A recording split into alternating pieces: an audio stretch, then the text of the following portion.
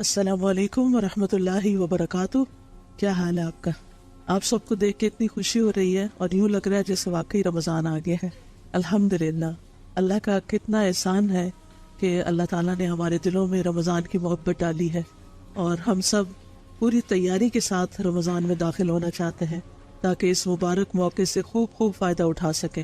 اللہ تعالیٰ سے دعا ہے کہ اللہ تعالیٰ ہمارے آج کے اس سیشن میں برکت ڈالے اور ہمیں بہترین علم نافع سے نوازے اور ہمارے علم کے ساتھ ساتھ ہمیں عمل کی توفیق عطا فرمائے اور ہمیں اس رمضان میں اللہ تعالیٰ کی قربت نصیب ہو اور ہم رمضان کے بعد گناہوں سے ایسے پاک ہو جائیں کہ بس پچھلا سارا صفحہ صاف ستھرا ہو جائے.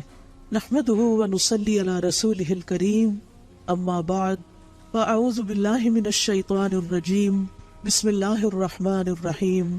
رب اشرح لی صدری ویسر لی امری واحلل عقدۃ من لسانی یفقہوا قولی.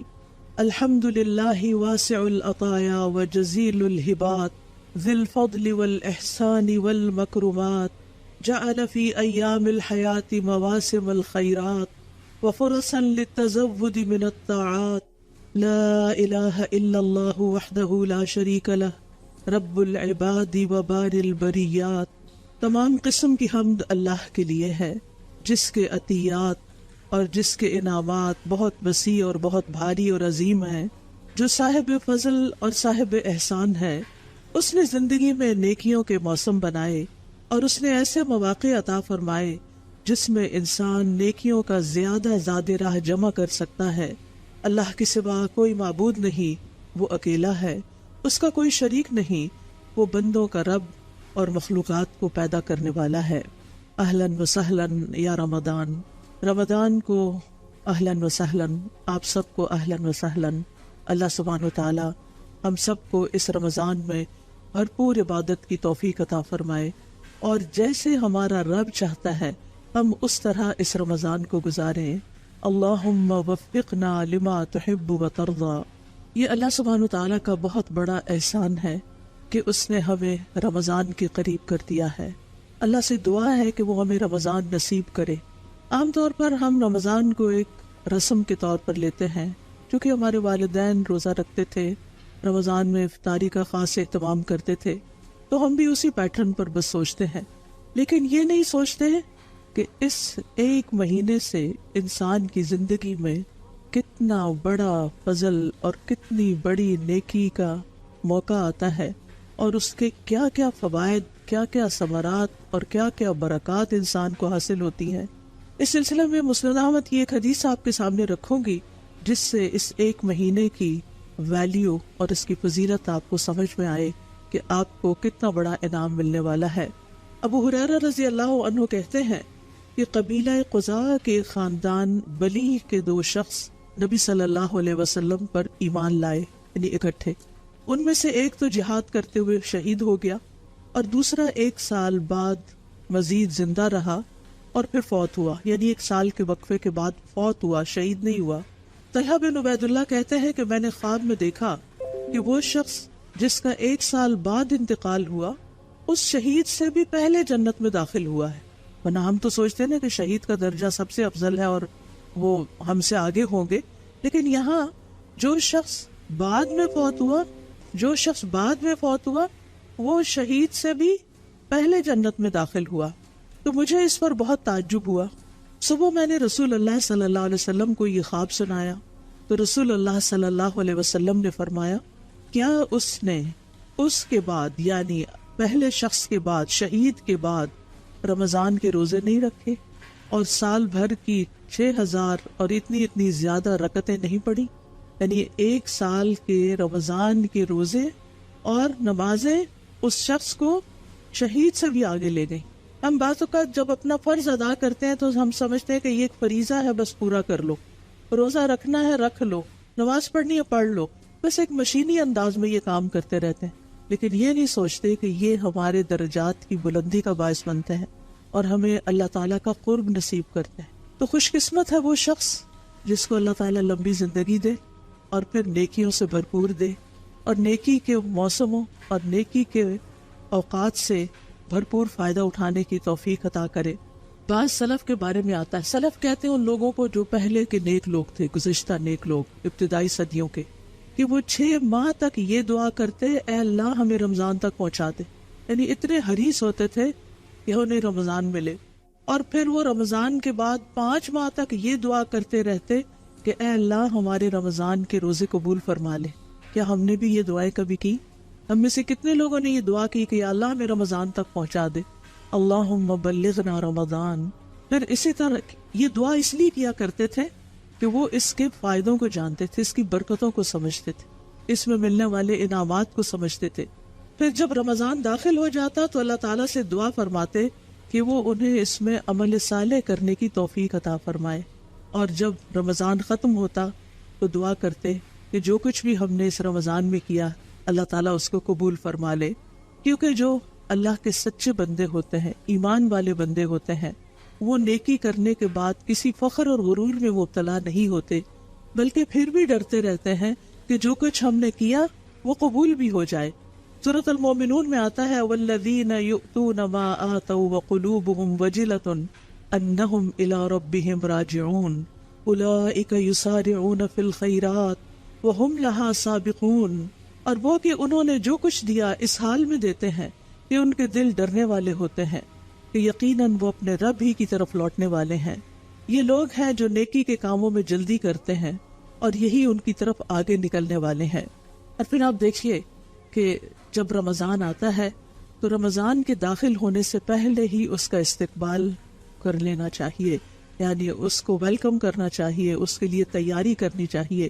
ابو بکر البلخی کہتے ہیں ماہ رجب کھیتی لگانے کا مہینہ ہے، ماہ شعبان کھیتی کو پانی لگانے کا، اور ماہ رمضان کھیتی کاٹنے کا، یعنی رجب سے ہی تیاری شروع کر دینی چاہیے، اور شعبان میں تو اور زیادہ آگے بڑھنا چاہیے، اور پھر رمضان میں پوری تیاری کے ساتھ داخل ہونا چاہیے تاکہ کوئی بھی ہمارا وقت ضائع نہ ہو۔ اور وہ یہ بھی کہتے ہیں کہ ماہ رجب کی مثال ہوا کی طرح ہے، ماہ شعبان کی بادلوں کی طرح، جنہیں پہلے ہوا چلتی پھر بادل آتے ہیں، اور ماہ رمضان کی مثال بارش جیسی ہے۔ اور جس نے ماہ رجب میں نہ تو کھیتی بوئی نہ شعبان میں کھیتی کو پانی لگایا تو وہ رمضان میں کیسی کھیتی کاٹنا چاہے گا؟ یعنی پھر وہ رمضان اس طرح نہیں گزار سکے گا جس طرح ایک تیاری کے ساتھ جو شخص رمضان میں داخل ہوتا ہے وہ اس رمضان کے مہینے کو گزارتا ہے۔ ہمیں تیاری کیسے کرنی، کس چیز کی تیاری کرنی ہے؟ ہماری تیاری کیا ہوتی ہے؟ گروسریز کر لیں، سارے کام نپٹا لیں، گھر کو صاف کر لیں، لیکن اسلاف گھروں کو صاف کرنے کے ساتھ ساتھ اپنے دلوں کو صاف کرتے تھے۔ وہ رمضان میں اس طرح داخل ہوتے تھے کہ ان کے دل میں کسی کے خلاف بھی کوئی کینہ، بغض اور نفرت نہیں ہوتی تھی۔ یہ تھی ان کے رمضان کی تیاری۔ اور یہ سب کچھ کیسے نکلتا ہے دلوں سے؟ اس وقت نکلتا ہے جب دل کے اندر ایمان راسخ ہو جاتا ہے۔ اسی لیے رسول اللہ صلی اللہ علیہ وسلم نے فرمایا ان ابی ہریرہ قال قال رسول اللہ صلی اللہ علیہ وسلم من صام رمضان ایمانا واحتسابا غفر له ما تقدم من ذنبه، جس نے رمضان کے روزے ایمان کی حالت میں حصول ثواب کے لیے رکھے تو اس کے پچھلے گناہ معاف کر دیے جائیں گے۔ گویا رمضان سے پورا فائدہ اٹھانے کے لیے ہمیں اپنے ایمان کی تجدید کی ضرورت ہے، ہمیں اپنے ایمان کو تازہ کرنا ہے اور اپنی نیت میں اخلاص پیدا کرنا ہے کہ ان روزوں سے ہمارا مقصد کوئی ڈائٹنگ کرنا نہ ہو، کوئی صحت اچھی کرنا نہ ہو، وہ تو ہو ہی جائے گی، وہ تو اس کی بائی پروڈکٹ ہے، لیکن اصل مقصد کیا ہو کہ ہمارا ایمان اور مضبوط ہو جائے اور ہمیں اللہ سبحانہ تعالیٰ کے ہاں اس کا اجر و ثواب ملے۔ اگر ہم رمضان کی تیاری کرنا چاہتے ہیں تو اس کے لیے ایمان میں سچائی کی ضرورت ہے۔ ایمانی لحاظ سے تیاری کیوں ضروری ہے؟ ایمان کی تجدید کی کیوں ضرورت ہے؟ اس لیے کہ اعمال کی قبولیت کی بنیاد ہی ایمان پر ہے۔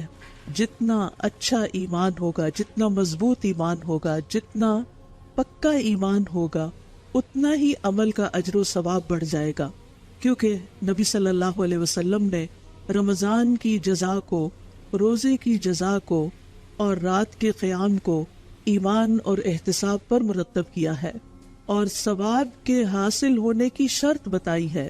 وَمَنْ صَامَ رَمَضَانَ إِيمَانًا وَاحْتِسَابًا غُفِرَ لَهُ مَا تَقَدَّمَ مِنْ ذَنْبِهِ جس نے ایمان اور احتساب ثواب کی نیت سے روزے رکھے اس کے پچھلے سارے گناہ معاف ہو جائیں.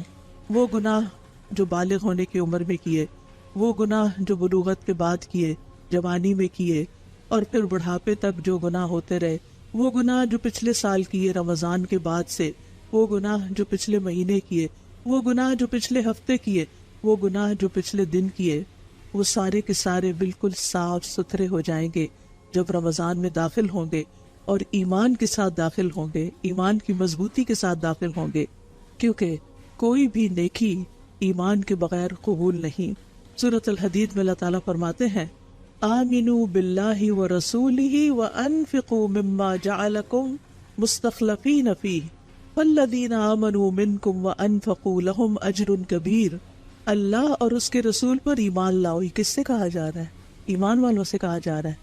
ایمان تو ہے، جیسے ایک اور جگہ پر آتا ہے یا ایھا الذین آمنوا آمنوا، اے لوگو جو ایمان لائے ہو ایمان لے آؤ. اے لوگو جو ایمان لائے ہو ایمان لے آؤ. یعنی گویا ایمان والوں کو بھی ایمان لانے کی پھر سے ضرورت ہے، پھر سے اپنے ایمان کو تازہ کرنے کی ضرورت ہے. اور یہاں سورۃ الحدید میں بھی یہی کہا جا رہا ہے آمنوا باللہ ورسولہ وانفقوا مما جعلکم مستخلفین فیہ. اللہ اور اس کے رسول پر ایمان لاؤ اور ان چیزوں میں سے خرچ کرو جن میں اس نے تمہیں پہلوں کا جانشین بنایا ہے. پھر وہ لوگ جو تم میں سے ایمان لائے اور انہوں نے خرچ کیا ان کے لیے بہت بڑا اجر ہے.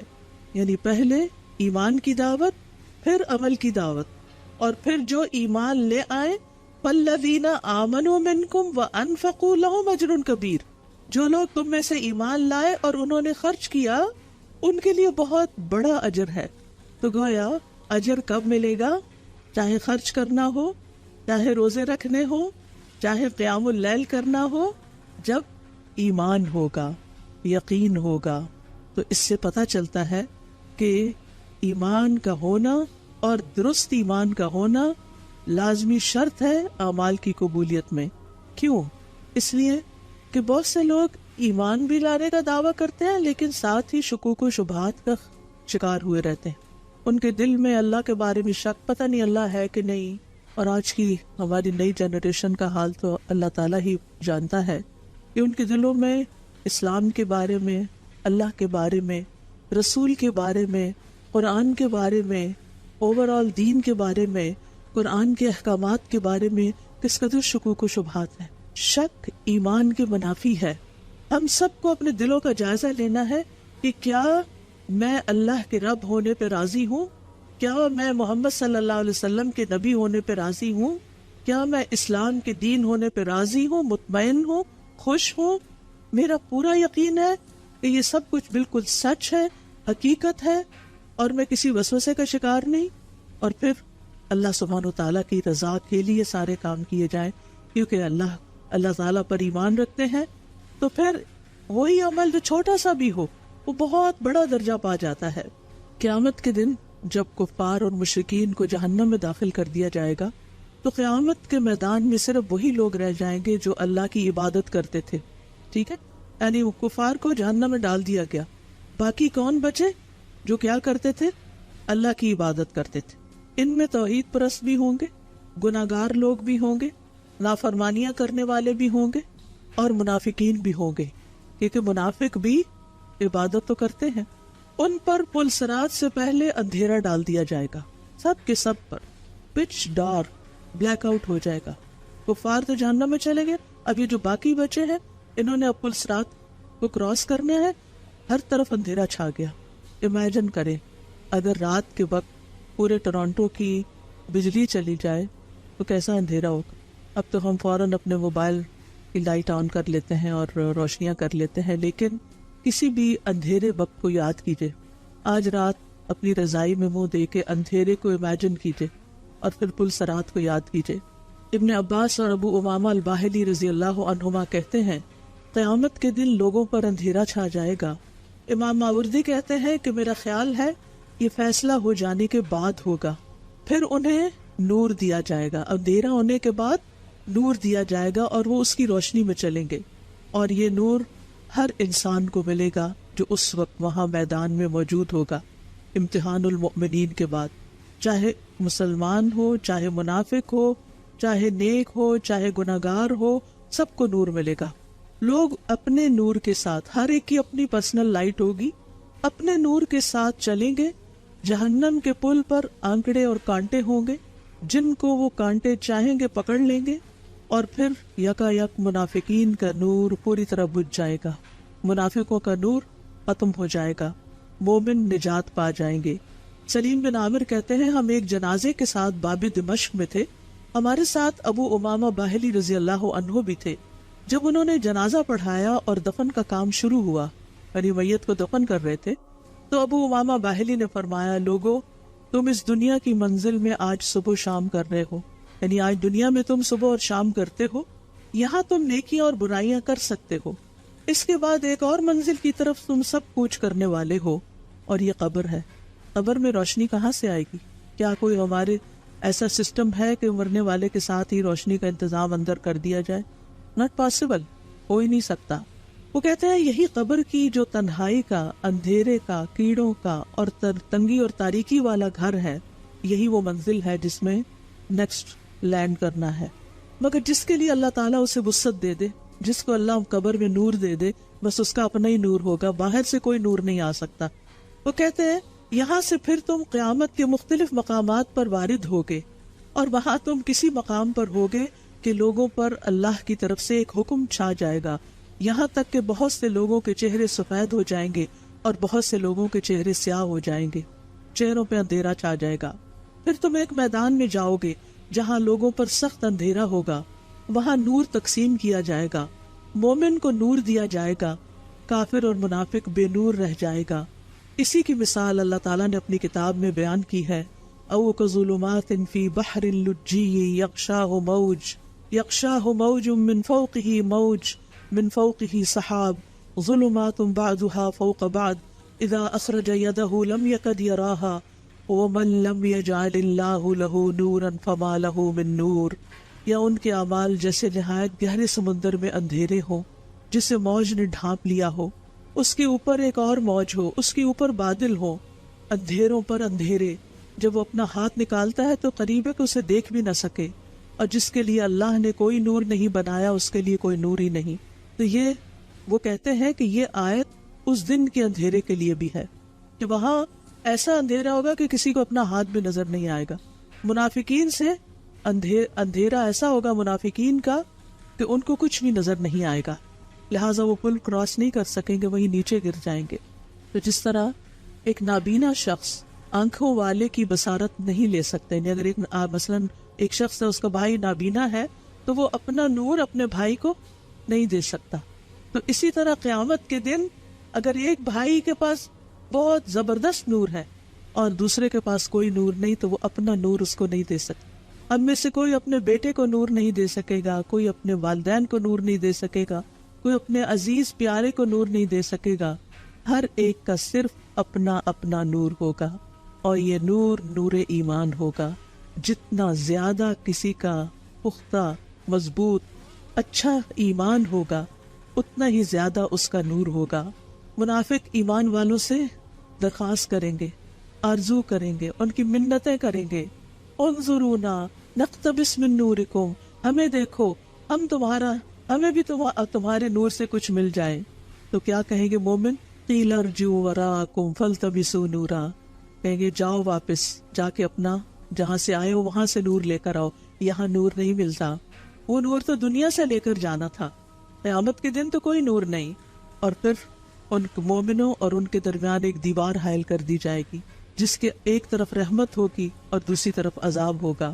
سلیم بن عامر کہتے ہیں بس منافق نور کی تقسیم کے وقت تک دھوکے میں پڑا رہے گا، وہ سمجھے گا شاید میں بھی ایمان والوں کے ساتھ جنت میں چلا جاؤں۔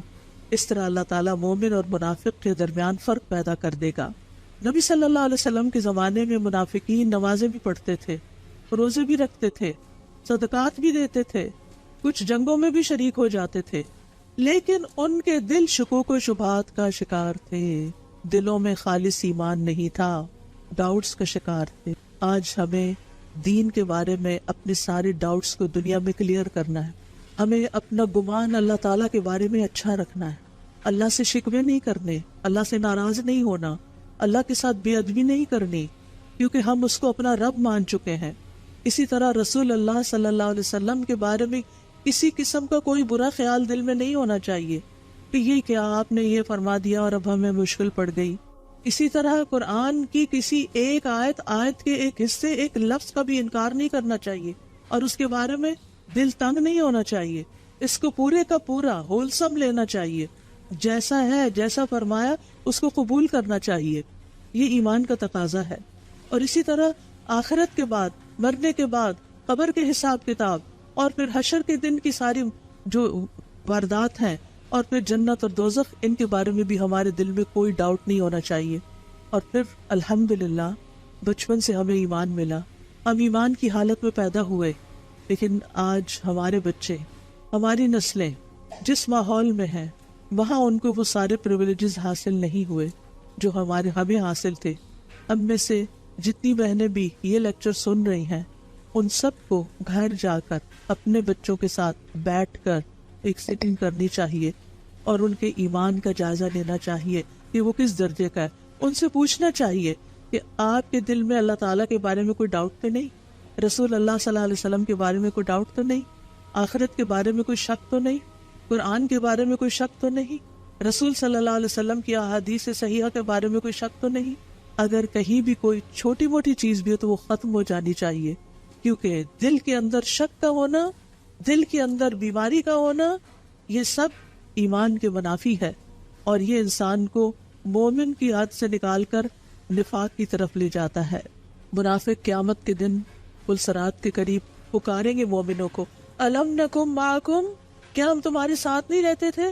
ہم تمہارے دوست تھے، ہم تمہارے رشتہ دار تھے، تمہارے ساتھ مجالس میں حاضر ہوتے تھے، ہم مسجدوں میں بھی چلے جاتے تھے۔ لیکن مومنوں کا جواب کیا ہوگا؟ وہ کہیں گے بلا، ہاں کیوں نہیں، ساتھ تھے، وَلَكِنَّكُمْ فَتَنْتُمْ أَنفُسَكُمْ وَتَرَبَّصْتُمْ وَارْتَبْتُمْ وَغَرَّتْكُمُ الْأَمَانِيُّ حَتَّى جَاءَ أَمْرُ اللَّهِ وَغَرَّكُمْ بِاللَّهِ الْغَرُورُ۔ کیوں نہیں، تم رہتے تو ساتھ ہی تھے، لیکن تم نے اپنے آپ کو فتنے میں ڈالے رکھا، انتظار میں رہے، شک کرتے رہے، لمبی تمناؤں نے تمہیں دھوکے میں ڈالے رکھا، یہاں تک کہ اللہ کا فیصلہ آ گیا، اور اللہ کے بارے میں اس بڑے دھوکے باز یعنی شیطان نے تمہیں دھوکے میں ہی رکھا۔ تو اللہ تعالیٰ نے یہاں پر منافقین کو 5 چیزوں سے متصف کیا۔ سب سے پہلے فَتَنْتُمْ أَنفُسَكُمْ، تم نے اپنے آپ کو فتنوں میں ڈالا، یعنی ایسے ماحول میں لے گئے، ایسے کاموں میں، ایسی دوستیوں میں کہ جس میں تم اچھے بھلے ہوتے ہوئے فتنے میں پڑ گئے اور تمہارے دلوں میں ڈاؤٹس پیدا ہو گئے۔ اور تربصتم، اور انتظار کرتے رہے، اچھا بعد میں توبہ کر لیں گے، جو بڑے ہوں گے حج کر لیں گے، پھر انتظار کرتے رہے، توبہ کو ڈیلے کیا۔ وارتبتم، اور تم شک میں پڑے رہے، یعنی مرنے کے بعد کوئی چیز اٹھنا ہے یا نہیں، قبر کا عذاب ہے یا نہیں۔ اور پھر غرتکم الامانی، دنیا نے تمہیں دھوکے میں ڈالے رکھا۔ کس دھوکے میں؟ کہ ابھی تم دنیا کا مال ہے اور آخرت اللہ معاف کرنے والا ہے، اور شیطان نے تمہیں، آخری چیز، شیطان نے تمہیں اللہ کے بارے میں دھوکے میں ڈالے رکھا کہ اللہ بڑا رحم کرنے والا ہے، تم اس کی سزا سے بچ جاؤ گے چاہے تمہارے اعمال کیسے بھی ہوں۔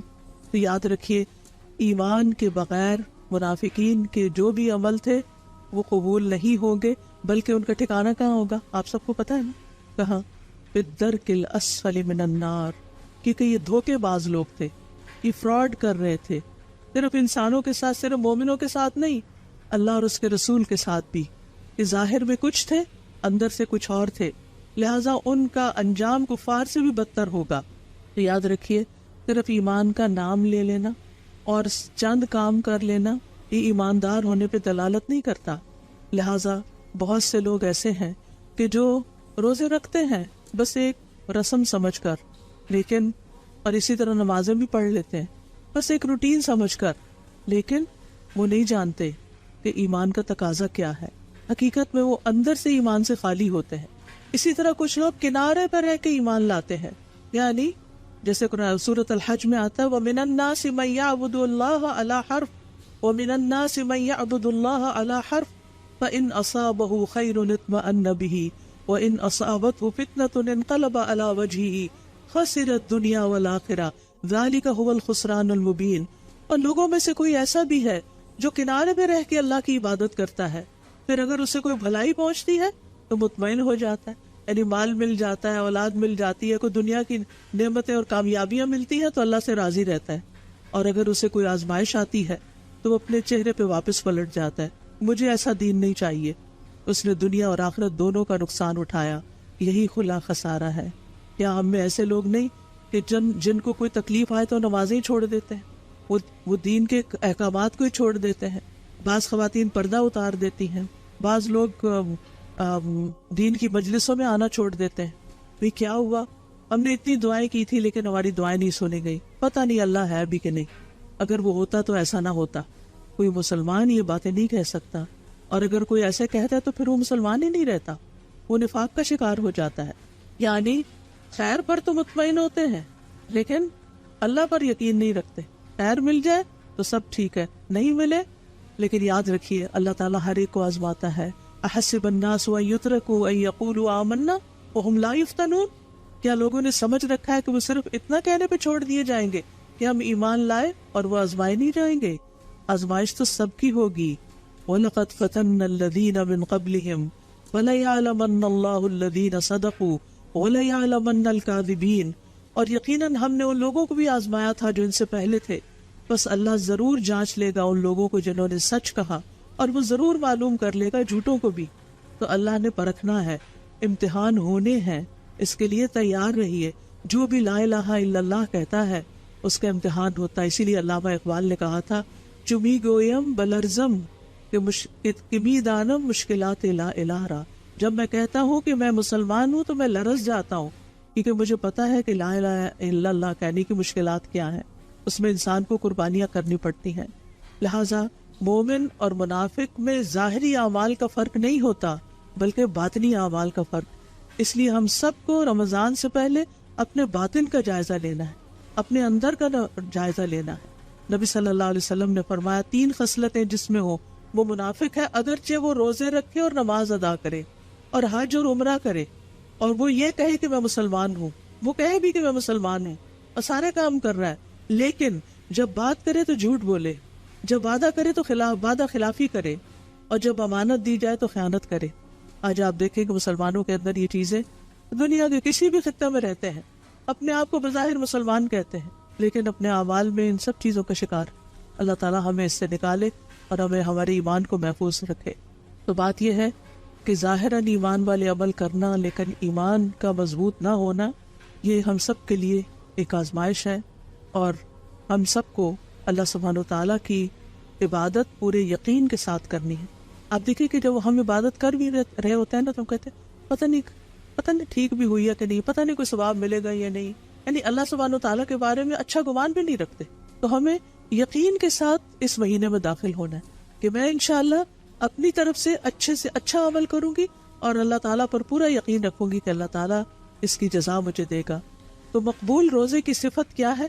یعنی قابل قبول روزہ کون سا ہے؟ جس میں 2 شرائط پائی جائیں، ایمان اور ثواب کی نیت، اور یہ سب نفاق کے ساتھ حاصل نہیں ہوتا بلکہ انسان کو اپنے ایمان کی تجدید کرنی ہوتی ہے۔ امام ابن قیم کہتے ہیں کہ بندے کے لیے کوئی چیز اس سے زیادہ مفید نہیں کہ وہ تمام معاملات میں اپنے رب سے سچائی کا معاملہ اختیار کرے، اور جو اپنے تمام معاملات میں اللہ کے ساتھ سچائی کا معاملہ اختیار کرتا ہے تو اللہ اس کے لیے بہت کچھ کرتا ہے بنسبت اس کے جو وہ دوسروں کے لیے کرتا ہے۔ تو جو اپنے ایمان میں سچا ہوتا ہے پھر رب کا بھی معاملہ اس کے ساتھ بڑا خاص ہوتا ہے۔ تو ہمیں رمضان کا استقبال کس سے کرنا ہے؟ کسے کرنا ہے؟ ایمان کی سچائی کے ساتھ، خالص ایمان کے ساتھ، ایمان کی تجدید کے ساتھ۔ اور ایمان کہاں ہوتا ہے؟ دل میں ہوتا ہے نا۔ زبان تو اقرار کرتی ہے، عمل اس کی تصدیق کرتا ہے، لیکن جو دل کے اندر ہے نا، اپنے دل کو ٹٹولتے رہے، اپنے جو ہی رمضان کا خیال ہے، روزے کا خیال ہے، نماز کا خیال، اندر کو دیکھے، کیونکہ منافقین نماز کی طرف جاتے ہیں کیسے؟ سستی سے، اللہ کی راہ میں خرچ کرتے ہیں مصیبت سمجھ کے۔ ہمیں نیکی کرنی ہے خوشی سے، روزہ مصیبت سمجھ کے نہیں رکھنا، خوشی سے رکھنا ہے، کیونکہ جس سے محبت ہوتی ہے اس کے لیے قربانی اور اس کی پسندیدہ چیز کرنا، اس کا پسندیدہ کام کرنا خوشی سے انسان کرتا ہے۔ ماں کتنی بھی تھکی بھی ہو، گہری نیند سو رہی ہو، جب بچہ روتا ہے تو کیا کرتی؟ بے چین ہو اٹھتی، ایک دم اٹھ جاتی ہے۔ اللہ کی محبت اگر دل میں ہے تو پھر روزہ مشکل نہیں لگے گا، پھر رات کا قیام مشکل نہیں لگے گا، پھر اللہ کے راستے میں خرچ کرنا مشکل نہیں لگے گا. لہذا رمضان کی تیاری، رمضان کا استقبال ایمان کے ساتھ اور سچائی ہی مومن اور منافق میں فرق کرتی ہے، کیونکہ بغیر ایمان کے انسان کو خواہشات ہلاکت کی طرف لے جاتی ہیں. صرف سوچنا ہی کافی نہیں، صرف آرزوئیں اور تمناؤں کا ہونا کافی نہیں. لہذا ہمیں پورے یقین کے ساتھ رمضان میں داخل ہونا ہے. اور پھر رمضان میں جو بھی آپ عمل کریں گی روزے کی حالت میں، کیونکہ خیر کے بہت سے دروازے ہیں، جو بھی آپ عمل کریں گے وہ عمل نیکی اور ثواب کے بلند درجے پر ہوگا. مثلاً آپ پسند کرتے ہیں کہ آپ علم حاصل کریں، لیکن موقع کچھ ایسا ہے کہ علم کی مجالس میں حاضر نہیں ہو سکتے. اب اس کا یہ مطلب نہیں کہ آپ پر خیر کا دروازہ ہی بند ہو گیا، اب آپ کچھ اور نہیں کر سکتے. ٹھیک ہے، علم کے ذریعے خیر کے بہت سے دروازے کھلتے ہیں، لیکن اگر کسی وجہ سے اس سال آپ کے لیے یہ ممکن نہ ہوا تو اللہ تعالیٰ آپ کے لیے وہ اور دروازہ کھول دے گا. انسانوں کی خدمت بھی، گھر میں رہنے والے بزرگوں کی خدمت بھی، بچوں کو پالنا بھی، یہ بھی خیر کے دروازے ہیں. بیواؤں اور مسکینوں کے لیے دوڑ دھوپ کرنا ایسا ہے جیسے اللہ کے راستے میں نکلنے والا مجاہد. بیواؤں اور مسکینوں کے لیے دوڑ دھوپ کرنا اور بعض لوگوں کے لیے اللہ کی طرف جانے کا یہ راستہ ہوتا ہے. تو چاہے آپ علم دینے والے ہوں، چاہے آپ مال خرچ کرنے والے ہوں، چاہے آپ کسی کی جسمانی خدمت کرنے والے ہوں، یہ سب یعنی گھر میں آپ کھانا پکا رہے ہیں، آپ سحری پکا رہے ہیں، مثلاً سحری بنا رہے ہیں، صبح اٹھ کر سارے گھر والے ابھی سو رہے ہیں اور آپ ان سے 1 گھنٹہ پہلے اٹھ کے آپ تیاری کریں. اس وقت اپنے دل کی کیفیت کو ٹٹولتے رہیں. اگر دل میں ایمان مضبوط ہوگا تو دل کی کیفیت کیا ہوگی؟ کیسے وہ کام کریں گے؟ خوشی خوشی. تو آپ سب نے خوشی خوشی سحری بنانی ہے اور اللہ تعالیٰ کا ساتھ شکر ادا کرنا ہے کہ اللہ تو نے مجھے اس خدمت کا موقع دیا. میں گھر کے جتنے بھی افراد کو روزہ رکھوا رہی ہوں ان سب کے روزوں کا ثواب مجھے بھی ملے گا، کیونکہ جو کسی کو روزہ رکھواتا ہے اور پھر روزہ افطار کرواتا ہے اس کو اس دن کے اس روزہ رکھنے والے کے روزے کے برابر اجر مل جاتا ہے. تو کیا یہ معمولی نیکی ہے؟ تو یہ ہے ایمان اور احتساب کے ساتھ، یعنی کوئی بھی کام. پھر اسی طرح کوئی بھی اور عمل جو آپ دن میں کرتے ہیں، مثلاً جاب کرنا آپ کی مجبوری ہے، آپ کو جاب پہ جانا ہے. اب آپ سوچتے ہیں کہ کتنے لوگ ہیں روزہ رکھ کے گھر میں سو رہے ہیں، آرام کر رہے ہیں، اور مجھے جو صبح صبح جاب پہ نکلنا پڑ رہا ہے، میری تو رات کی نیند بھی پوری نہیں ہوئی. تو آپ اپنے آپ کو کوسنے لگتے ہیں، میں کیوں آ گئی یہاں، میرے لیے مصیبت کیوں ہے، وغیرہ وغیرہ. ان سوچوں کے ساتھ کیا آپ کا روزہ بہت خوبصورت روزہ ہوگا؟ نہیں. کیسے سوچنا ہے آپ نے؟ اپنے اندر کو ٹٹول کے کیا سوچنا ہے؟ الحمدللہ اللہ نے مجھے اس قابل کیا، مجھے ایسا علم دیا، مجھے ایسی سکلز دی کہ جس کی وجہ سے میں اس کام کے قابل ہوئی، جس کی وجہ سے میں اپنی مرضی سے صدقات کر سکتی ہوں، اپنی مرضی سے اپنے اوپر اور اپنے گھر والوں پہ خرچ کر سکتی، جس کے ذریعے میں اپنے رشتہ داروں کی مدد کر سکتی، جس کے لیے میں اپنی مرضی سے دین کے راستے میں بے پناہ خرچ کر سکتی ہوں. اگر میرے پاس یہ اسکل نہ ہوتی، یہ جاب نہ ہوتی، یہ مال نہ ہوتا تو پھر میں کیا کرتی؟ پھر تو میں صدقہ کرنے کے لیے بھی کسی اور کی محتاج ہوتی کہ کوئی مجھے دیتا تو پھر میں آگے دے سکتی. تو اللہ نے مجھے چنا ہے. Extra effort extra reward, extra effort extra reward. اگر لوگ آرام کر رہے ہیں، لوگ سو رہے ہیں اور آپ کام کر رہے ہیں تو آپ خوش قسمت ہیں. وہ خوش قسمت نہیں، آپ خوش قسمت ہیں کہ جن کو اللہ نے اتنی ہمت دی، اتنی طاقت دی اور اتنا شوق دیا کہ آپ اس کام کو کر سکیں. تو جو بھی عمل کرنا ہے، چاہے وہ دنیا کا ہی کام کیوں نہیں، اس کو سچا ہو کے کرنا ہے، ایمان اور احتساب کے ساتھ کرنا ہے. احتساب کا مطلب نیکی ثواب کی نیت سے کرنا ہے کہ اللہ میرے اس کام میں بھی اجر ڈال دے. اور پھر یاد رکھیے کہ خیر کے تو بہت سے کام ہیں. عبداللہ بن عمر کہتے ہیں کہ ایک آدمی نبی صلی اللہ علیہ وسلم کے پاس آیا اور کہنے لگا، اللہ کے رسول صلی اللہ علیہ وسلم، کون سے لوگ اللہ تعالیٰ کو زیادہ محبوب ہے اور کون سے اعمال اللہ تعالیٰ کو زیادہ پسند ہیں؟ آپ نے فرمایا، وہ لوگ اللہ کو زیادہ محبوب ہیں جو دوسرے لوگوں کے لیے سب سے زیادہ فائدہ مند ہوں. اب رمضان میں وہ لوگ اللہ کو زیادہ محبوب ہیں جو دوسرے لوگوں کے لیے زیادہ فائدے کے ہوں. رمضان صرف آرام کرنے کے لیے نہیں آیا، کیونکہ روزے کی حالت میں نیند بڑی اچھی آتی، اسٹمک کو ڈائجیشن نہیں کرنی پڑ رہی ہوتی نا، تو آپ کی انرجی اس میں نہیں لگ رہی ہوتی، تو آپ کو سکون کی نیند آتی، گہری نیند آتی اور سونے کو دل بھی بہت چاہتا ہے. لیکن پھر آپ اپنی نیند کی قربانی کرتے ہیں اور آپ اٹھ جاتے ہیں. جو بھی کام آپ کا ہے، جو بھی خیر آپ نے کرنی ہے. اور پسندیدہ کام کیا ہے؟ یہ میرا ویسے تو خراب بحال میں کرنا چاہیے، لیکن یہ رمضان کے لیے بتا رہی ہوں. مسلمان کا اپنے بھائی کو خوش کرنا. روزے کی حالت میں کیا ہوتا ہے؟ چڑچڑا پن، موڈ آف، بھوک لگی ہے، موڈ خراب ہوا ہے، کیا سوچنا ہے اس وقت، کیا کرنا ہے؟ ایک دم اپنے آپ کو تبدیل کر. نہیں، اس وقت میرا کسی کو خوش کر دے، اسمائل سے ہی خوش کر دینا. یہ کیا ہے؟ میرے لیے اجر کا باعث ہے. اس سے کسی تکلیف کو دور کر دینا.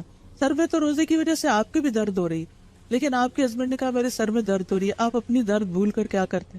ان کے سر کو دبا دیں. اور یہ نہیں کہتے اچھا میرے سر میں بھی درد ہو رہی، میں کیا کروں. ایسے نہیں کہنا.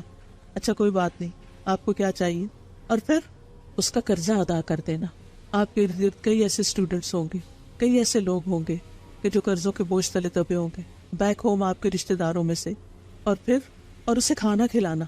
رمضان ایک اچھا موقع ہے، لیکن اس کا یہ مطلب نہیں کہ ہم ہر روز افطار کے وقت ایک بہت بڑا ڈنر تیار کریں، کیونکہ اس کی وجہ سے پھر تھکاوٹ زیادہ ہوگی. تراویح میں آپ کا خشوع چلا جائے گا. جو کام اعتدال کے ساتھ ہو اور اس میں آپ کی عبادت متاثر نہ ہو، بس اتنا کرے، کیونکہ ہر ایک کی ہمت فرق ہے. میں سب کو کوئی ایک ٹپ نہیں بتا سکتی کہ سب یہی کام شروع کر دیں. آپ اگر پکا کے نہیں دے سکتے تو آپ کیا کر سکتے ہیں؟ راشن دے سکتے. ٹھیک ہے، اگر آپ راشن نہیں دے سکتے، یعنی پورا بہت کچھ نہیں دے سکتے، تھوڑا بہت آپ کنٹریبیوٹ کر سکتے. لیکن رمضان میں ٹو ڈو لسٹ میں کھانا کھلانا لازم کر لیں. کھانا کھلانا لازم کر لیں. پھر آپ دیکھیے نبی صلی اللہ علیہ وسلم نے فرمایا مجھے اپنے کسی بھائی کی ضرورت پوری کرنے کے لیے اس کے ساتھ چلنا اس مسجد نبی میں 1 ماہ کے اعتکاف سے زیادہ محبوب. آپ کا دل تھا اعتکاف کرنے کو، لیکن گھر میں ہو گئے بچے بیمار، یا شوہر بیمار ہو گئے، یا کوئی بزرگ والدین گھر میں رہتے ہیں وہ بیمار ہو گئے، اب ان کو لک آفٹر کرنا ہے، اور آپ پاؤں پٹک رہے ہیں. میں نے سوچا تھا اعتکاف کروں گی، کوئی 10 دن تو دل کھول کے عبادت کروں گی، لیکن یہ کیا مصیبت آ گئی. نہیں، آپ کو اعتکاف سے بھی زیادہ اعتکاف کا اجر تو نیت کی وجہ سے مل جائے گا آپ کو، اور خدمت کا الگ اجر مل جائے گا، اور اس تکلیف اٹھانے کا، اور پھر روزے کا، اور وہ باقی عبادات کا ساتھ ساتھ. پھر آپ نے فرمایا جس نے اپنے غضب کو روک لیا، روزے کی حالت میں کیا ہوتا ہے؟ غصہ آتا ہے. جس نے اپنا غصہ روک لیا اللہ تعالیٰ اس کی خامیوں پر پردہ ڈالے گا. جو آدمی اپنے غصے کو نافذ کرنے کی طاقت کے باوجود پی گیا، اللہ تعالیٰ روز قیامت اس کے دل کو امیدوں سے بھر دے گا. جو اپنے بھائی کے ساتھ اس کی ضرورت پوری کرنے کے لیے چلا، اللہ تعالیٰ اس کو اس دن ثابت قدم رکھے گا جس دن قدم ڈگمگا جائیں گے. مثلاً آپ کی دوست بیمار ہو گئی، اس کو ہاسپٹل جانا ہے، آپ اس کو لے کے جا رہے ہیں. اب آپ سوچتے ہیں کہ اتنے گھنٹے ہاسپٹل میں لگ جائیں گے، میں نے تو سوچا تھا کہ رمضان میں دورہ قرآن پورا اٹینڈ کروں گی، آج کا تو میرا سپارہ ہی چلا گیا.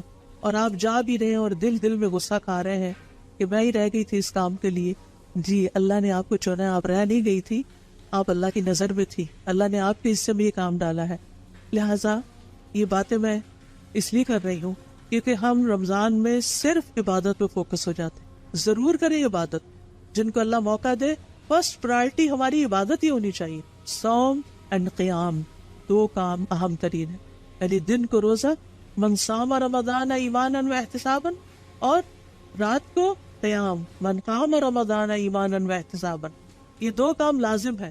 لیکن اگر کسی بھی وجہ سے ان 2 کاموں میں آپ بیمار ہو گئے، مثلا آپ نے پوری تیاری کر لی روزے رکھنے کی، لیکن اچانک کوئی ایسی بیماری آ گئی کہ ڈاکٹر نے منع کر دیا کہ روزہ نہیں رکھ سکتے آپ کی جان کو خطرہ ہے. اللہ نہ کرے کسی کے ساتھ ایسا، لیکن آپ دیکھیے کہ اسپتال بھرے ہوئے ہیں، رمضان میں بھی بھرے ہوئے ہوتے ہیں. تو کچھ لوگ ایسی بیماری میں آ جاتے ہیں کہ جو روزے نہیں رکھ سکتے.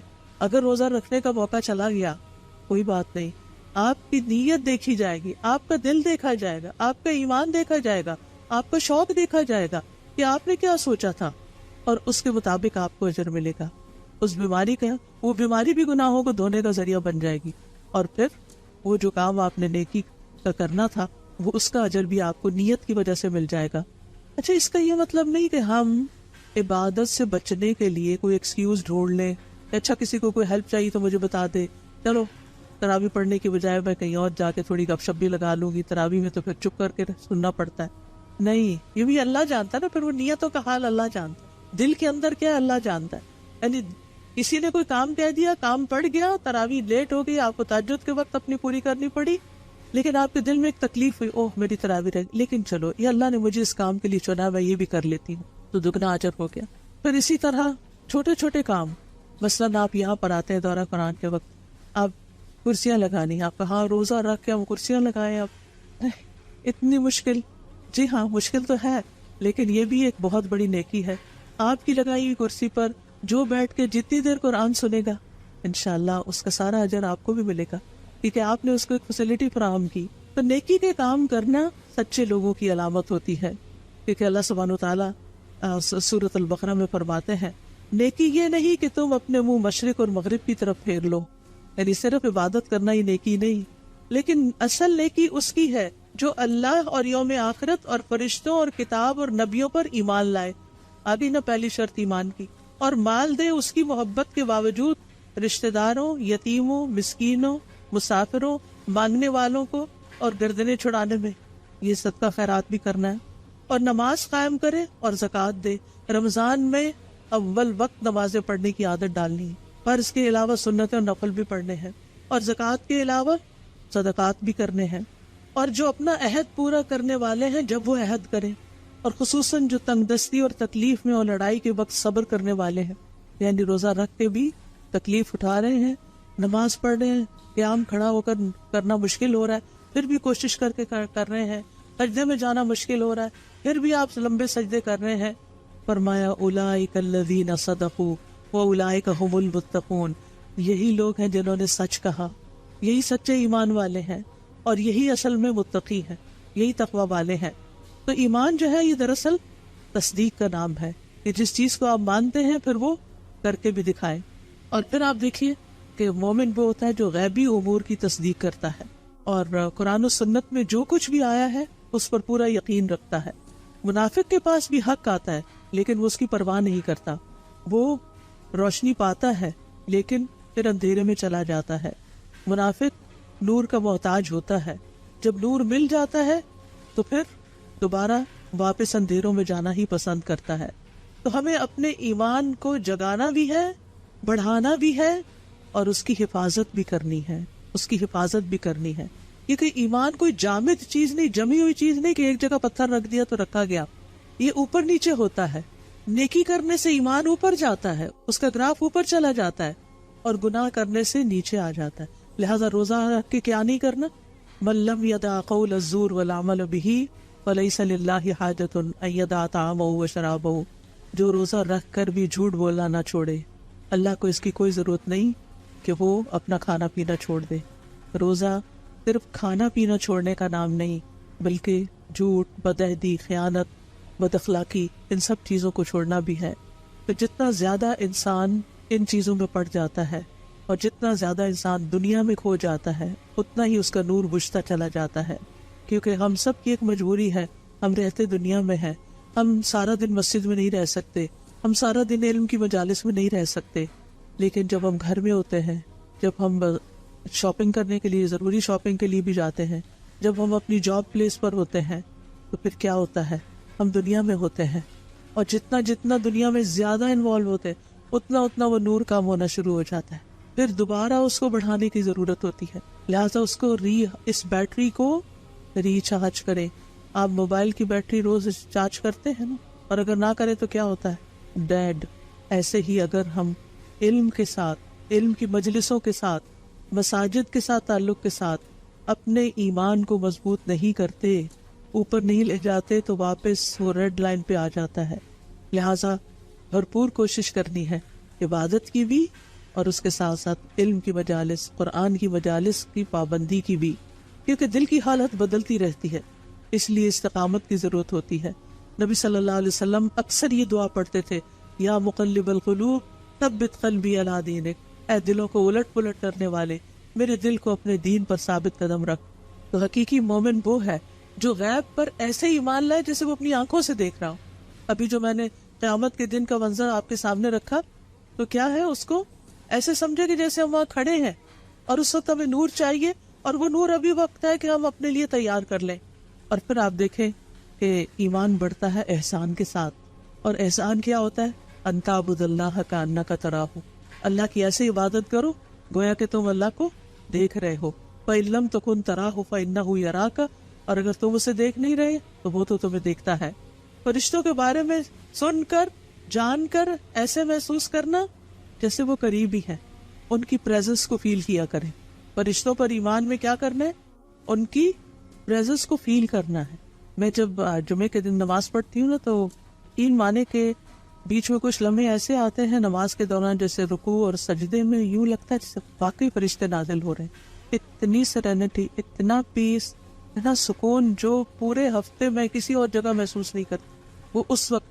انشاءاللہ رمضان میں آپ تراویح پڑھنے جائیں گے تو آپ محسوس کریں گے، دورہ قرآن اٹینڈ کریں گے، آپ محسوس کریں گے کہ آپ فرشتوں کی پریزنس. اور ویسے بھی آپ دیکھیں کہ ہر وقت تو دائیں اور بائیں ہمارے ہیں نا، تو کوئی بات کرنے لگے تو یہ نہ سوچے کون دیکھ رہا ہے، کون سن رہا ہے. اچھا میرے تو رائٹ سائڈ پہ بھی بیٹھا ہوا اور لیفٹ میں بھی، وہ سن رہے ہیں، وہ دیکھ رہے ہیں، وہ ہمارے حق میں کیا گواہی دیں گے. جب کوئی نہیں ہوتا فرشتے ہمارے ساتھ ہوتے ہیں، جب کوئی نہیں ہوتا اللہ ہمیں دیکھ رہا ہوتا ہے. لہٰذا اس کو یہ ایمان ہے. یعنی اگر آپ محسوس کرتے ہیں تو یہ ایمان کی علامت ہے، یہ انڈیکیٹر ہے اس بات کا کہ آپ واقعی فرشتوں پر ایمان رکھتے ہیں. ورنہ کیا ایک غیبی سی خبر، ہاں وہ فرشتے ہیں یہ پتہ نہیں کہاں اڑ پھر رہے ہیں. فرشتے تو علم کی مجالس پر بھی آتے ہیں اور وہ سنتے ہیں اور وہ جا کے گواہی دیتے ہیں. یعنی آپ ایسے اس طرح ان چیزوں کو قرآن دیکھیں تو آپ کا دل محبت سے بھر جائے. آپ اسے سینے سے لگایا کریں، آپ اس کو پڑھا کریں، آپ کہیں یہ میرے رب کا کلام، یہ میرے رب کی بات. آپ اس کو کسی انسان کی بات سمجھ کے نہیں پڑھا کریں، اس کو محسوس کیا کریں. یہ محبت ایمان کی علامت ہے. قرآن سے محبت ایمان کی علامت ہے. نماز ہمارے لیے راحت کا سامان. نبی صلی اللہ علیہ وسلم حضرت بلال کو فرمایا کرتے تھے اقیم الصلاۃ یا بلال ارحنا بہا، بلال نماز قائم کرو، یعنی اذان دو، نماز کے لیے بلاؤ اور اس کے ذریعے ہمیں راحت پہنچاؤ. ہمارے دلوں کو ٹھنڈا ہو جانا چاہیے اس دین کے ساتھ، اس ایمان کے ساتھ. پھر آخرت پر ایمان کو کیسے محسوس کریں کہ اس کے لیے ہر دم تیاری کریں، ہر کام وہاں کے لیے، ہر چیز وہاں کے لیے. آپ دیکھیے کہ مثلاً روزے کا اجر ہم کیا چاہتے ہیں.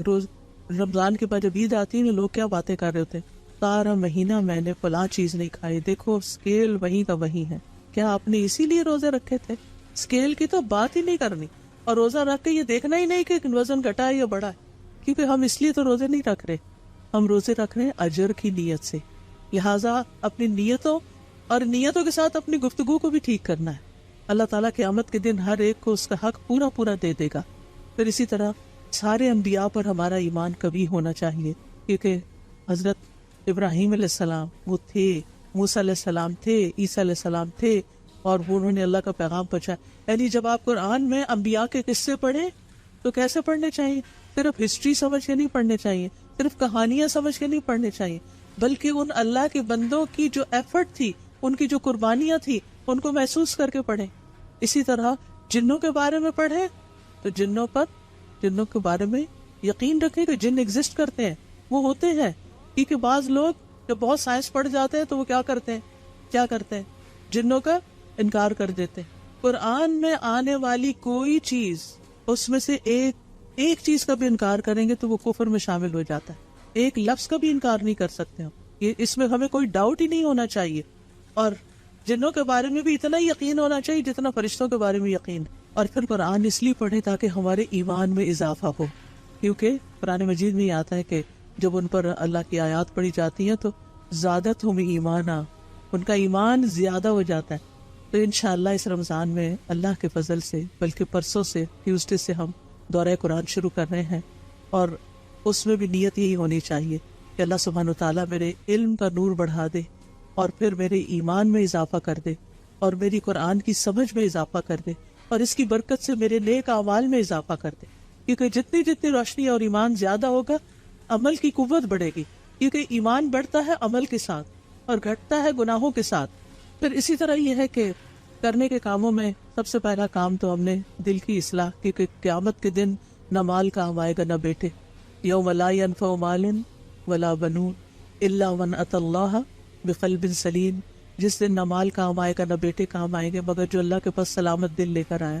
تو اپنے دل کو ایمان کی غذا دینی ہے، اور اپنے دل کو قلب مطمئنہ بنانا ہے، اور پھر اس کے اندر اس نور کی دعا کرنی ہے. اللہم اجعل فی قلبی نورا، کہ اللہ میرے دل کو نور سے بھر دے، میرے دل میں نور پیدا کر دے. کیونکہ جب نور آتا ہے، جب روشنی آتی ہے تو حقائق واضح نظر آنے لگتے ہیں. کرنے کے کام کیا ہیں وہ سمجھ آنے لگتے ہیں. چھوڑنے کی چیزیں کیا ہیں سمجھ آنے لگتی ہیں. بعض اوقات شیطان ہمیں ڈیلیوژن میں مبتلا رکھتا ہے, دھوکے میں مبتلا رکھتا ہے, کچھ چیزوں کے بارے میں ہمیں کنفیوز رکھتا ہے اور ہمارے عقائد میں بگاڑ پیدا کرتا ہے.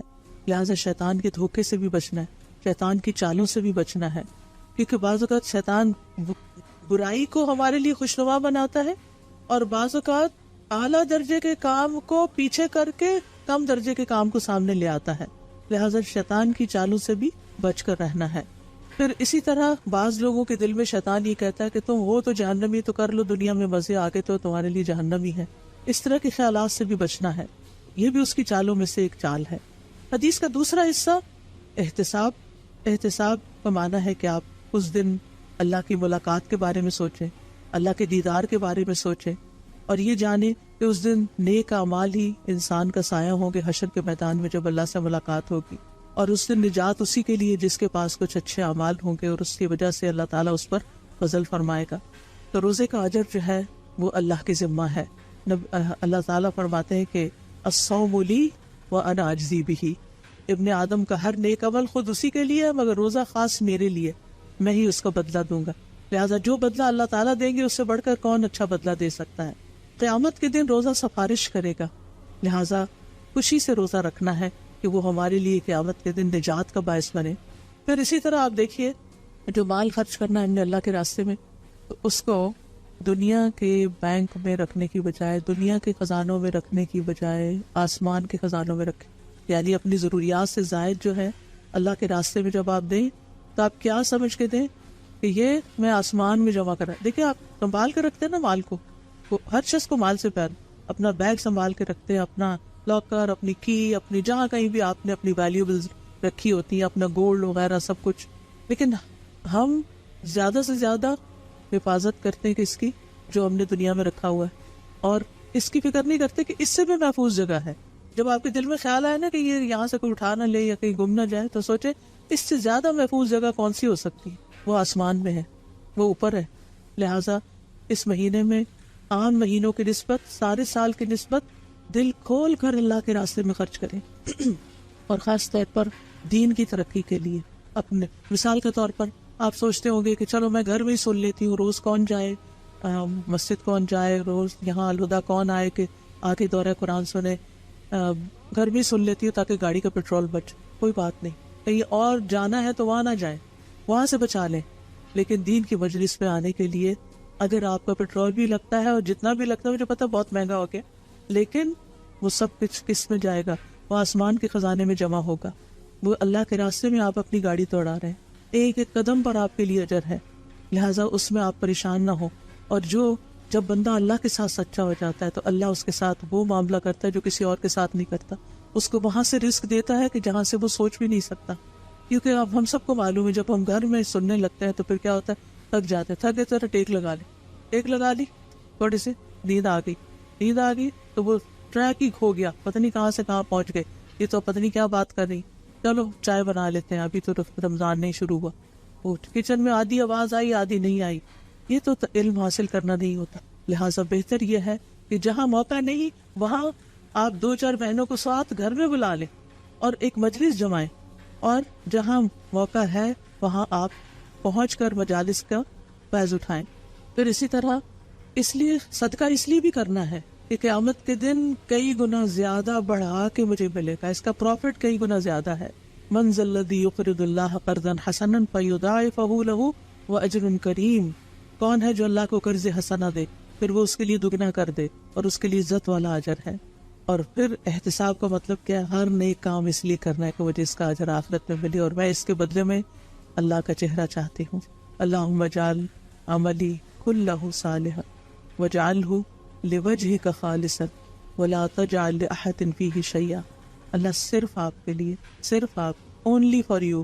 جب بھی کوئی کام کرے, چاہے گھر کا کرے, چاہے آپ دین سیکھنے کے لیے نکلے, تو بس اپنے آپ کو یہ ریمائنڈر دیتے رہے, یا رب only for you, only yours, یہ سب کچھ آپ کے لیے ہے. اور یہ سچے دل سے کہیں, کیونکہ ایمان سچائی کا محتاج ہے, اور سچائی یہ ہے کہ ہم اپنے ساتھ بھی سچے ہوں, ہم اللہ کے ساتھ بھی سچے ہوں کہ جو کہہ رہے ہیں واقعی وی مین اٹ, اور ہم لوگوں کے ساتھ بھی سچے ہوں. اور اس میں آپ دیکھیے کہ بہت سے ایسے واقعات آتے ہیں جس سے پتہ چلتا ہے کہ لوگوں کے لیے دنیا میں ان کی سچائی کی وجہ سے اللہ نے ان کو خیر سے نوازا. وہ جو 3 لوگ تھے نا جو کسی غار میں پھنس گئے تھے، تو اس وقت انہوں نے جو اپنے نیک اعمال پیش کیے تھے ان میں سے ایک سچائی بھی تھی، کیونکہ یہ لوگ سچائی کے ساتھ وہ سب نیک عمل کر رہے تھے، اخلاص کے ساتھ کر رہے تھے. پھر اسی طرح اپنے قول میں سچا ہونا، اپنے فرائض کی ادائیگی میں سچا ہونا، اور اس سچائی سے انسان کے اندر ایمان بڑھتا ہے. اپنے ارادوں میں سچا ہونا. ارادوں میں سچا ہونا کیا ہے؟ جب ارادے میں انسان سچا ہوتا ہے نا تو اس کے اندر سستی نہیں آتی، پھر وہ ڈھیلا نہیں پڑتا، پھر وہ پیچھے نہیں رہتا، پھر وہ ہمت نہیں ہارتا. ورنہ اگر سستی آ جائے تو پھر کہتا اچھا پھر بعد میں کر لوں، انشاءاللہ اگلے سال کر لوں، پھر صحیح، کبھی ابھی مشکل ہے. نہیں، اپنے ساتھ جب نیت کر لی تو بس اب کر کے دکھائیں. پھر آپ دیکھیے کہ رمضان میں ہر روز آپ نے اپنا ایمان چیک کرنا ہے، بڑھ رہا ہے گھٹ رہا ہے، بڑھ رہا ہے. آپ میں سے بہت سے لوگ اپنا بی پی روز چیک کرتے ہوں گے، شوگر چیک کرتے ہوں گے، ڈیلی روٹین میں ہے. اس کو بھی روٹین میں رکھیے، اپنے اندر جائزہ لکھیے، جھانکتے رہیے، بڑھ رہا ہے گھٹ رہا ہے، زیادہ ہو رہا ہے کم ہو رہا ہے. کیونکہ زیادہ ہونے کی علامت کیا ہے کہ آپ کا عمل اور زیادہ ہو جائے گا، آپ اور خوشی سے کام کریں گے، آپ کے دل کے اندر کا اطمینان بڑھنا شروع ہو جائے گا، آپ کے دل کے اندر ایک ٹھنڈک پیدا ہونی شروع ہو جائے گی. لیکن جب دل گھبرانا شروع ہو جائے، گھٹنا شروع ہو جائے، پریشانی کوئی آنا شروع ہو جائے، شیطانی وسوسے، رمضان میں تو بڑے بڑے شیطان کا قابو میں ہوتے ہیں، مگر سارے وسوسے شیطان کی طرف سے بھی نہیں ہوتے، کچھ وسوسے اور نفس کی طرف سے بھی ہوتے ہیں. تو نفس تو ساتھ ہی ہے نا، شیطان اگر پکڑا ہوا بھی ہے تو نفس ساتھ ہے.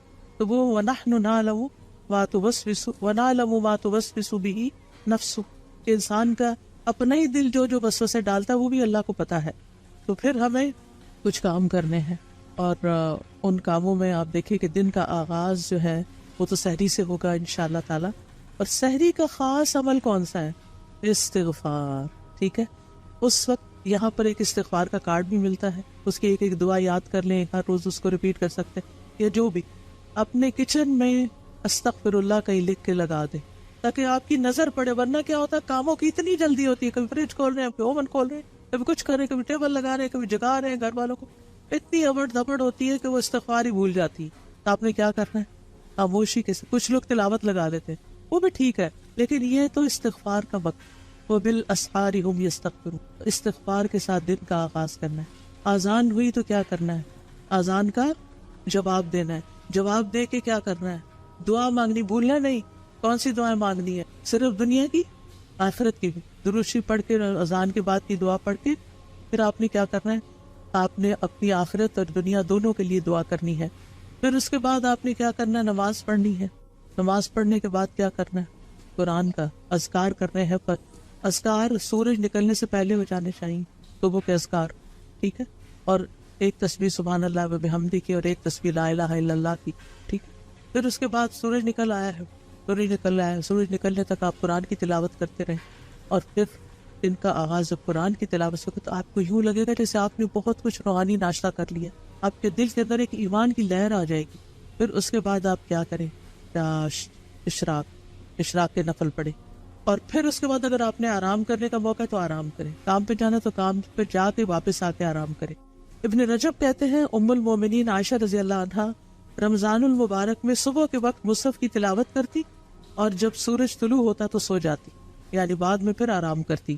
اور پھر آپ دیکھیے کہ دن کے وقت بھی آپ نے قرآن کی تلاوت اور ساتھ دورہ قرآن اٹینڈ کرنا ہے. چاہے آپ آن کیمپس کریں، چاہے آپ آن لائن کریں، چاہے آپ اپنے فری ٹائم پر کریں، لیکن میک شور ایک قرآن آپ نے ناظرہ کا ختم کرنا ہے، ایک قرآن آپ نے دورہ قرآن میں ختم کرنا ہے، اور تیسرا قرآن آپ نے تراویح میں ختم کرنا ہے. کم از کم 3 ضرور ہونے چاہیے. یہ اپنا ٹارگٹ سیٹ کر لیں، یہ اپنی پلاننگ کر لیں. اور پھر آخری عشرے میں خوب محنت کرنی ہے، اور دوسروں کو بھی اعمال صالح کی رغبت دلانی ہے. اور پھر نبی صلی اللہ علیہ وسلم کا طریقہ کیا تھا؟ رسول اللہ صلی اللہ علیہ وسلم سب سے زیادہ سخی تھے، جواد تھے. اور رمضان میں جب جبریل علیہ السلام آپ سے ملتے تو آپ بہت ہی زیادہ جود و کرم فرماتے تھے. اور رمضان میں جبریل علیہ السلام ہر رات آپ سے ملاقات کرتے تھے، اور آپ کے ساتھ قرآن کا دور کرتے تھے. آپ اکیلے بھی تو کر سکتے، لیکن آپ جبریل کے ساتھ کرتے. تو صرف اکیلے نہ کریں، کسی نہ کسی کو ساتھ شامل کریں. جو لوگ آن لائن کریں گے وہ اپنے ہمسایوں میں، نیبرز میں جا کے انہیں بتائیں کہ میں اس وقت سے اس وقت تک قرآن کا دورہ قرآن سنتی ہوں، آپ بھی میرے گھر آئیے، اپنے گھروں کو کھولیے، قرآن کے مرکز بنائیے، اور جو یہاں آ کر سنے تو وہ بھی یعنی آپ دیکھیں گے کہ آپ کے ایمان کو بڑھانے کا ذریعہ ہوگا انشاءاللہ۔ حدیث میں آتا ہے نبی صلی اللہ علیہ وسلم لوگوں کو بھلائی پہنچانے میں بارش لانے والی ہوا سے بھی زیادہ جود و کرم فرمایا کرتے تھے، اور پھر روزہ اور صدقہ جمع ہونا جنت میں داخلے کا سبب ہے۔ رسول اللہ صلی اللہ علیہ وسلم نے فرمایا یقیناً جنت میں ایسے بالا خانے بھی ہیں جن کا اندرونی حصہ باہر سے نظر آتا ہے اور بیرونی حصہ اندر سے نظر آتا ہے۔ ایک دیہاتی کھڑا ہوا کہنے لگا یا رسول اللہ یہ کس کے لیے ہے؟ صلی اللہ علیہ وسلم آپ نے فرمایا اس شخص کے لیے جو اچھی بات کرے۔ تو آپ نے رمضان کے ہر دن اپنے بچوں سے یا نیبر سے یا کلائنٹ سے یا جاب پلیس پہ مسلم سے نان مسلم سے سوچ کے جانا ہے ایک اچھی بات ضرور کرنی، ایک اچھی بات، ٹھیک ہے؟ اور کس نیت سے کرنی ہے کہ مجھے یہ جنت میں وہ جگہ چاہیے۔ جیسے دنیا میں آپ کو کسی خاص علاقے میں کوئی بنگلو پسند آ جاتا ہے نا، تو پھر آپ اس کے لیے پیسے جمع کرنا شروع کرتے ہیں، مجھے وہاں گھر چاہیے، فلاں گھر چاہیے، یہ ماڈل چاہیے، ایسی گاڑی چاہیے۔ تو ہمیں کیا جو یہ آپ نے ڈسکرپشن دی ہے نہیں جو ان بالا خانوں کی، مجھے یہ بالا خانے چاہیے، میں نے اس کے لیے یہ طریقہ اختیار کیا کہ ایک اچھی بات کسی کو بتائیں، اگر خود نہیں بتانی آتی تو کسی کو دورہ قرآن کا لنک شیئر کر دیں، کسی کو کوئی کارڈ دے دے، کتاب دے دے، بک سٹور یہاں کھلا ہوگا، روزانہ کچھ نہ کچھ ایسی چیز لے کر آپ کسی نہ کسی کو دیں تاکہ آپ کے لیے صدقہ جاریہ بنے۔ دوسرا کام کھانا کھلائے، جیسے میں نے آپ سے ذکر کیا کہ اس کا بھی اہتمام کرنا ہے، چاہے گھر والوں کو ہی کھلائیں، اگر کسی اور کو کھلائیں، ہمسایوں کو کھلائیں، دوستوں کو کھلائیں، رشتہ داروں کو کھلائیں، غریبوں کو، مسکینوں کو، یتیموں کو، کچھ بھی جتنا آپ کر سکتے ہیں۔ لیکن اگر کچھ بھی نہیں ہے صرف گھر والوں کو کھلا رہے تو خوشی سے یا رب تیرے چہرے کے دیدار کی خاطر تیری محبت میں کھلا رہے۔ وَيُطْعِمُونَ الطَّعَامَ عَلَىٰ حُبِّهِ مِسْكِينًا وَيَتِيمًا وَأَسِيرًا۔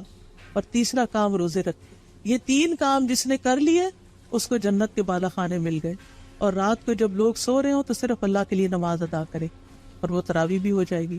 تو ابن رجب کہتے ہیں یہ تمام کے تمام اعمال رمضان میں سردرد ہو سکتے ہیں، رمضان میں یہ سب کچھ ہو سکتا ہے، کیونکہ رمضان میں روزے دار کو فضول لغو باتیں کرنے سے منع کیا گیا، جنسی گفتگو کرنے سے منع کیا گیا ہے۔ تو روزہ، نماز اور صدقہ اپنے کرنے والے کو اللہ کے پاس پہنچا دیتے ہیں، یعنی اللہ تک۔ اور بعض سلف کہتے تھے نماز نمازی کو آدھے رستے تک لے جاتی ہے، روزہ بادشاہ کے دروازے تک پہنچاتا ہے، اور صدقہ ہاتھ پکڑ کر اندر داخل کر دیتا۔ تو یہ تینوں کام کرنے ہیں۔ پھر عید کے دن بھی نیک اعمال کرنے ہیں، فرائض اور نوافل کا اہتمام کرنا ہے، اور جمعے کی تیاری یعنی جمعہ پڑھنے کی آپ نے ضرور کوشش کرنی ہے۔ الحمدللہ یہاں بہت ہی اچھا خطبہ ہوتا ہے، انگلش میں بھی ہوتا ہے، اردو میں بھی، اور مختصر وقت میں ختم ہو جاتا ہے۔ 1:30 یہاں جمعے کی نماز کا وقت ہے، تو یو آر موسٹ ویلکم۔ پھر اسی طرح یہ ہے کہ قوت کے ساتھ عمل کرنا ہے، بد دلی کے ساتھ عمل نہیں کرنا، ایمان بڑھانے والے کام کرنے ہیں۔ زیادت الایمان بالعلم، زیادت الایمان بالعمل، زیادت الایمان بالعلم، علم کے ذریعے ایمان بڑھانا ہے اور عمل کے ذریعے ایمان بڑھانا ہے، اور تیسری چیز کائنات میں غور و فکر کے ذریعے۔ تو عبادت میں اضافہ چاہتے ہیں تو اپنے اندر شکر پیدا کریں۔ اللہ جب بھی نماز پڑھ لیں نا اچھی سے، اللہ تیرا شکر، تو نے آج کا روزہ بڑا اچھا کروا دیا، آج کی نماز بڑی اچھی ہوگی، اللہ تیرا شکر، اللہ تیرا شکر۔ ہر نیک کام کر کے شکر ادا کرنا تاکہ مزید نیک کام کر سکیں، کیونکہ نیکیوں کی توفیق اللہ ہی دیتا ہے۔ اور ایک اور کام کرنا ہے، چھپے ہوئے نیک عمل کرنے ہیں جو کسی کو بھی نہ پتا ہو، کسی کو پتہ ہی نہ چلے، خاموشی سے، کیونکہ سلف صالحین جو تھے وہ اپنے اعمال کو مخفی رکھتے تھے۔